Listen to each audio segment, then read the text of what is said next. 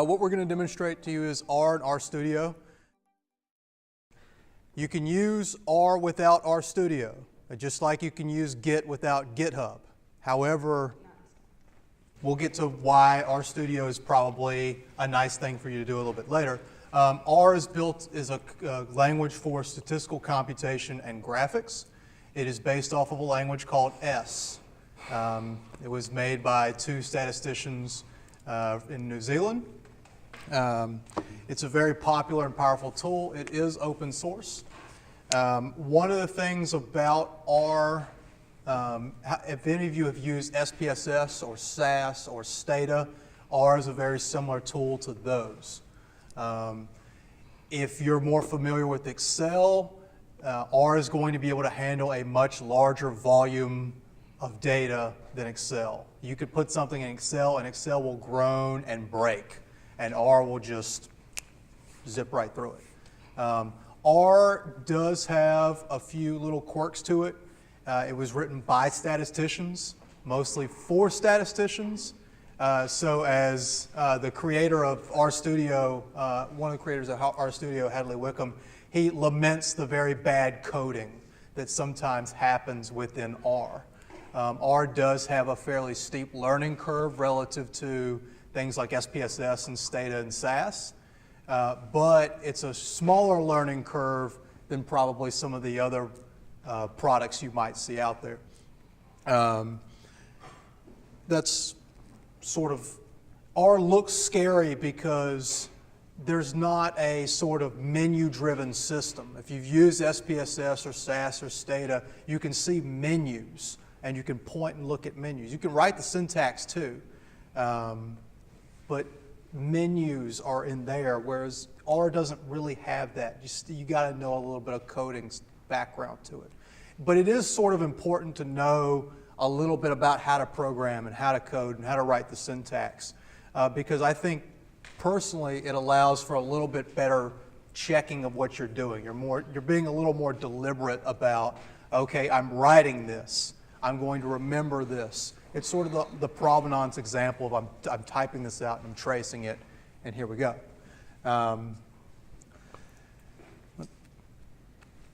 The only open source alternative to R that I would probably recommend is Python, which is a more general purpose language. The difference with Python and with R is Python is a general purpose language, and it's not quite as developed for statistical computation and graphics, unlike R, which is basically a language for that. But one of the most powerful things about R we'll get to in the analysis part is the visualization. R's graphics are so much better than anything SPSS or Stata or SAS can put out. And R is also free, which is a very powerful thing, unlike most of the other tools that we talked about. And so that's sort of a high-level overview of R. Now we're going to get into data wrangling or data munging or that sort of thing. And that's basically converting raw data from one format to another so that it's more easily used and analyzed and presented. It's okay to have data, but if you can't make sense of your data or it's not formatted in a way that you want, you need to do some wrangling and munging and editing of that. And that's what we're going to show now. Okay.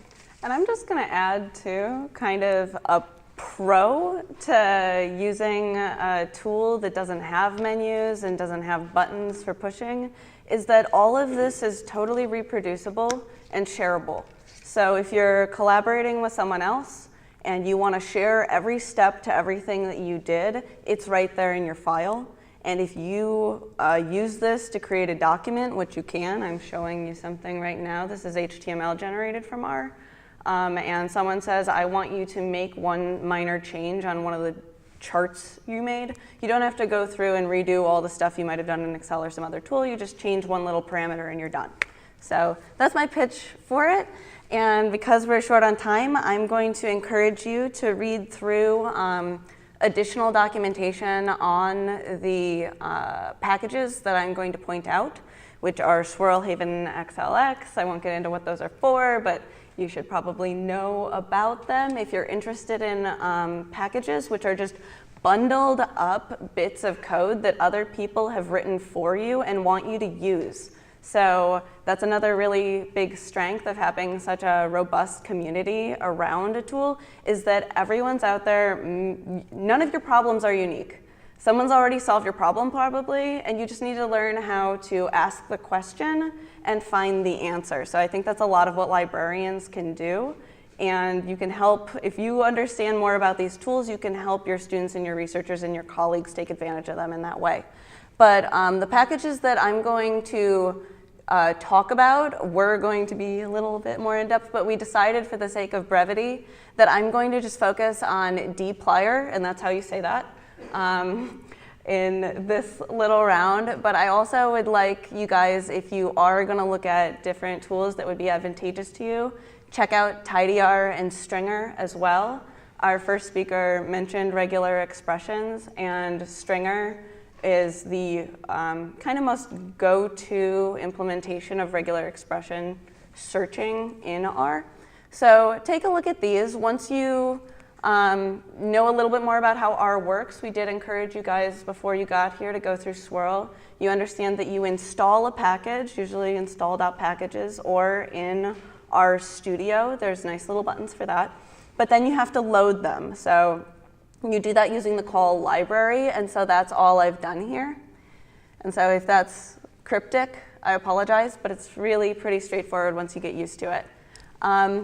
What I'm going to do is I'm going to be walking through just a couple of very basic examples that might look scary, and it might use some jargon you've never heard of before, and I want you to all know that that's 100% okay.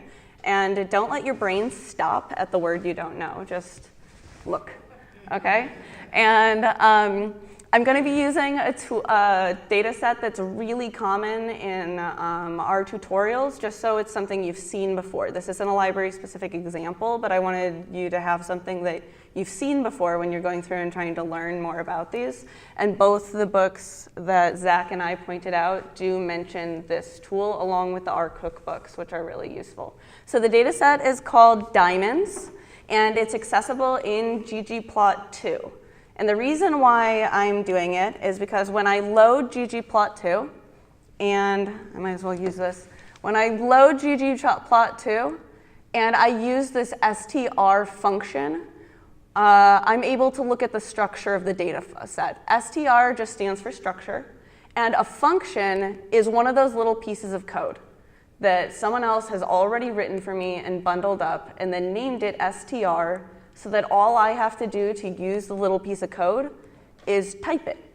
So I'm not telling it to do anything other than use the str function and give me the names of all the columns in, so basically structure of diamonds. I find out that it's a data frame, so that's the data type that I have, and that's kind of a flat file. It's kind of like having a spreadsheet. So we're using a really simple example here, but you can put in lots and lots of different data structures. You can have a multi-dimensional array in here, and it wouldn't bat an eye. So for our purposes, we've got basically a spreadsheet. It has 53,940 observations across 10 variables. So it's substantial. It's, you know, size doesn't really matter here, but it's not tiny. And what we have when we run structure is we get to see what the different variables look like. So these are all essentially my column names. And I can see that caret column, this is about diamonds, remember? It's a data set about diamonds. I see that the type of data that I have in that column is numeric, and I see some examples of it. I see some of the first couple rows. And it goes on and on like that. I'm just going to point out here that something like cut, this says ordinal factor. Does anyone have any sense of what that means? You don't have to, and we don't have time for me to do the call and response I'd normally do. So I'm just going to tell you what that means. A factor is, has a lot of analogies. So if we wanted to have a variable called like fruit, and we would have, maybe there's only 3 acceptable values you can input as fruit. You have apples, oranges, and bananas. Each one of those fruits is a level of the factor. So that might not be obvious, but if you say you go with the gender binary and you only have males and females, those are the two different levels of gender there. So that's all that's going on here, and being ordinal means that when it's ordinal, it means that the order of them matters. They're kind of like scalar. So there's only a couple of different levels, fair, good, bad, in here, but they have a scale, they have a value system. So we can say one is better than the other. So that's just a little bit on data types. Data types can get really complicated, but really it all comes down to things like that. It's just new words ascribed to things that you understand already. And when I have this data set and I want to show you a couple of other, I'll show you rapidly, I'll show you a bunch. But if you want to look at just the first couple rows, a really good function that you should know about is just head. It's also head brackets, put the data set we have in brackets, and we're going to get the first couple of rows. So that you see how this is kind of like a spreadsheet. We just have columns here with values, and those values look a lot like what we saw in structure, correct? Okay, so now for the munging part. Now that you've taken a look at the data set, that's always the most important part. Look at it. Don't make any assumptions about what you have.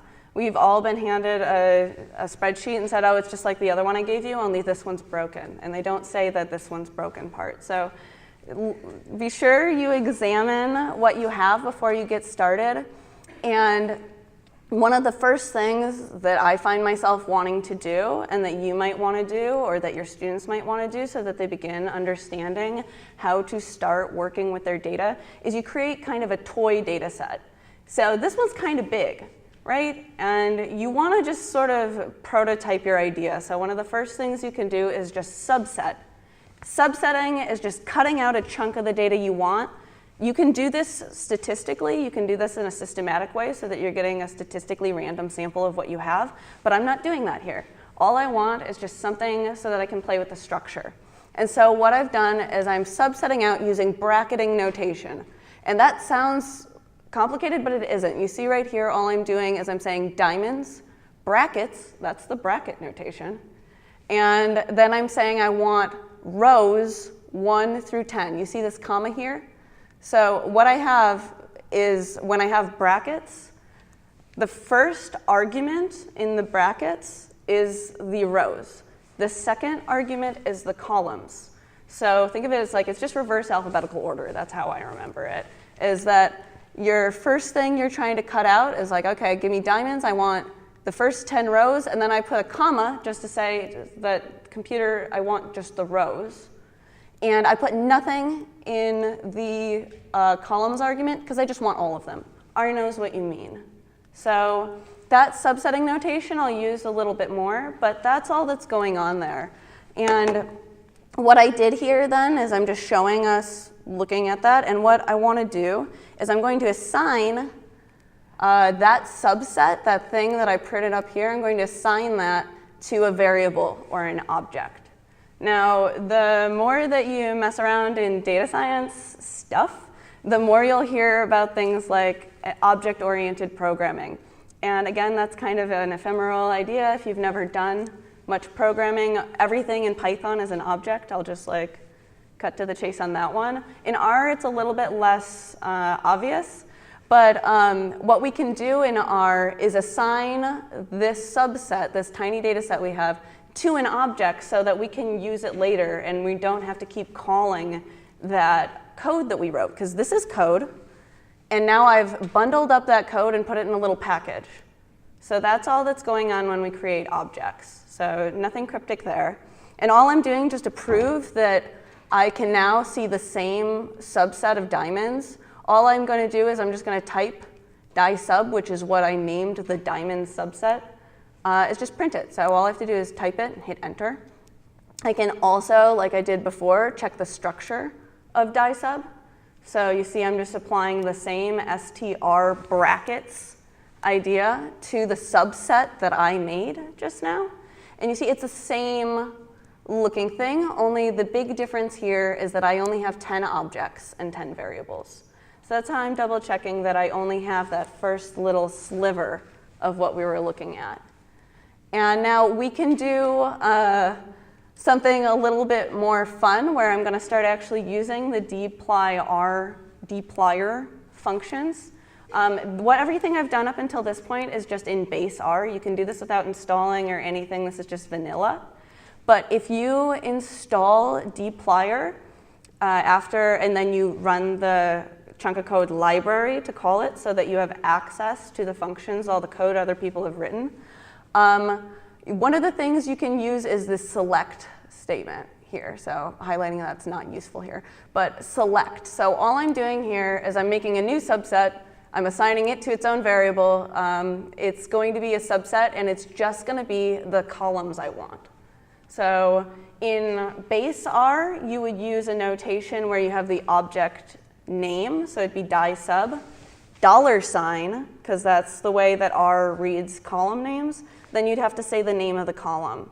One of the great things about DeepLiar is it takes away a lot of that typing, and it understands that that first row in your data frame are column headers. So you can take advantage of that, which becomes more useful down the line. And so all I'm doing here is I'm selecting out some columns that I want, and then I'm just printing that. You can see this data frame, still a data frame, is smaller, and it's because I didn't take this XYZ data with me. So that's all I've done there. And again, I've assigned it to its own little variable. And I wanted to show you a little bit of something a bit more complicated, because I'm sure when you're munging data, you're not just subsetting. Like that would be easy. So instead, I want to show you some things that have analogs in Excel, but that this is equally simple and in the long run, much more flexible. And so what I'm doing here is I'm just applying a filter. Filter is also a function from the DeepLiar package. And I'm going to create a new object using, again, this is something I didn't point out, but this little caret dash is called the assignment operator. In R, we don't use an equal sign because this was written by statisticians, and equal has a mathematical meaning. And so you can start getting yourself a little bit confused. In something like Python, the assignment operator is an equal sign. You can use an equal sign in R, but it's only if you want to confuse yourself, so please don't do it. So all I'm doing here is I'm going to use a filter on my beginning data set, so my big one, before I subset it all out. And I'm going to say I want all of the rows, all of the records where the cut is ideal. So I'm just applying a filter and saying cut equals ideal. And that's just to confirm this is not an equal mathematical symbol. We're writing it twice. And I just want to look at, again, I'm going to use the head function. I just want to look at the first couple of rows of my new object that I made. And so here, this is the new object. I cut out all of the ideal records. And you can see here in cut, all of these are ideal now. So there are analogs to this where you'd have to make like a pivot table or something like that, but that seems wildly unnecessary when you can do things like this. And you can't just subset and filter and things like that. You can actually create new columns in your data set based on other columns in your data set. And a really simple example of that is through the use of the call mutate, which is also part of DeepLiar. So what I want to do here is I want to add an extra column where I've got, the column is the price per carat. In the diamonds data set, I have the price of the diamond, the size of the diamond, and a whole bunch of variables about the diamond. I want a whole column that tells me the price of the diamond, and then maybe I'll plot that or something like that. And all I have to do here is say diamond's ideal, which is the name of the variable I've already made. What I'm going to be doing here is overwriting the variable I already made with a new variable based on itself. So I could call this really anything. I could call this stars. It wouldn't matter. All I'm doing here is showing that you can overwrite a variable you made and continue working with it so that you don't have to keep changing the names of your variables. So all I'm doing here is saying mutate the data set that I have that's only the ideal cuts. And I want you to make a new column called price per carat. And I want that to equal the price divided by the carat. That's a very simple line here. And the syntax, you just have to look up, basically, how do I use the mutate function, what would the first argument be, what would the second argument be? And then when I run that and look at the head, you see I have my other columns back, because remember I'm using the data set that I hadn't previously subsetted. And I have this new column called price per carat. Because the screen's kind of squished here, you can't see that it should be kind of next to it, but you get the idea. So now I've got this nice new column. Great. And I'm going really fast here, so I apologize if anyone's confused, but hopefully you aren't. Because I'm going to show you now kind of, we've got this ideal data set with this new column we just made. If I want to write that to a CSV in the directory I'm already in. So when you get learn more about R, you might figure out that you need to specify where you want the file to go or something like that. The code I'm showing you, everything is in the same directory, which means everything's in the same folder on your computer. So that's just another word for that. And all I'm doing here is I want to write a file, and I'm going to use, this is just base R, write.csv. I'm going to take the data set I made that has the new column that we made, and I'm going to write that as a CSV, and I want to call it ideal CSV. That's it. In Python, that's not as easy. So in other more general purpose languages, that's much more involved. One of the nice things about R is it's made for analytics. And so a lot of these base functions that are really simple make the assumption that you're going to be doing things like this with it. It has its limitations for that purpose, but if you're just going to be using it for analysis and visualization, and your students for the most part probably will be too, it's good to take advantage of things that are this simple. And similarly, now that I've written that file, you could see on this computer, if I go into the Finder, I could find the file that I just wrote. But I can also now read it in. I can read it back in. I wrote that file, now I'm going to read it back in. And that's similarly read.csv. So very simple, read the CSV I have, and I want to see the column names of the data set I just made. And that's also simple. Again, this is the bracketing notation in R is called vectorizing. So everything is passed into a function with these brackets. And so if you ever hear vectorized notation, that's what we mean. And so you can see here, I've created this little anomaly here, this X column on accident, because when I fed in the data, when I wrote the data set, it assigned a number to the column so that every record in my data set would have a unique identifier. That's not necessary when I read it back in. I don't want that X column here because that wasn't in the one I had. So all I'm going to do is I'm going to subset it out using the same brackets. So here I'm going to say new ideal, the one that I'm cleaning up here, is just going to be ideal, but I want only the second through the 12th column. So that's what this colon is. And I'm almost done. So all I did here then is I can look at the column names. You see that the X is gone. I still have the price per carat. And I'm just going to go, so just proving again the structure is as we thought. I'm going to do the same mutate exercise I did where I made our other column. And I'm going to take the diamonds ideal data and create a depth variable, so the price by depth. And I have this column here now. And this is in a different object. This is not the same object I just read into the computer. But what I can do using R, I'm going quickly here, but I promise you can look back at this, is you can just strip out. I see I'm assigning the variable I want to keep, that depth per column, that depth column. And I'm going to assign that to a variable called keeps. So I could concatenate 4 columns here that I want to keep. And I would just call them keeps. I'm going to say the depth column is just the ones I want to keep. So this might take a little bit of examination. So that's my timer going off. I'm on my last step.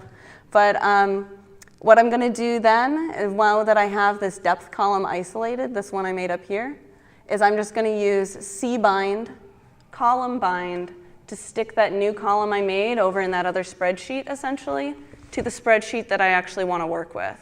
And I just glue it together using notation for cbind. New ideal, which is the one we made, plus the depth column I just pulled out. And look, there we go. So this is the new data set I made with the price per carat column, the price by depth, and only the ideal diamonds. So I just hit my 25-minute mark. The end.